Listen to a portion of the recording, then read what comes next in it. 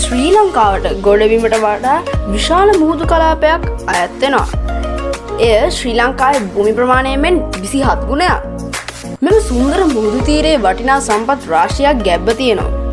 මත්ස්‍ය සම්පත, මුහුදු ජලය, ජෛව සම්පත ඒ අතරින් කීපයක්. රටකට අයත් මුහුදු සීමාව දේශීය මුහුදු සීමාව ලෙසත් ඉන් ඔබට ඇති කලාපය ජාත්‍යන්තර මුහුදු සීමාව ලෙසත් හඳුන්වනවා. ශ්‍රී ලංකාවට අයත් මුහුදු තීරය වර්ග කිලෝමීටර් 5,68,500ක්. ගොඩබිම සිට නාවික සැතපුම් 12ක් දුරින් තිබෙන මුහුදු කලාපය දේශීය සමුද්‍ර කලාපය වෙනවා. එය වර්ග කිලෝමීටර් 20,500ක්. ඉන්පසු ඇති කලාපය අක්විරල කලාපය ලෙස හඳුන්වනවා. ශ්‍රී ලංකා භූමියේ සිට මුහුදු සැතපුම් 12 සීමාවෙන් ආරම්භ වන එය මුහුදු සැතපුම් 24 දක්වා විහිදලා තියෙනවා. එය වර්ග කිලෝමීටර් 30,000.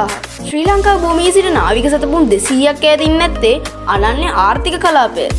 එය වර්ග කිලෝමීටර් 51,700ක් වෙනවා.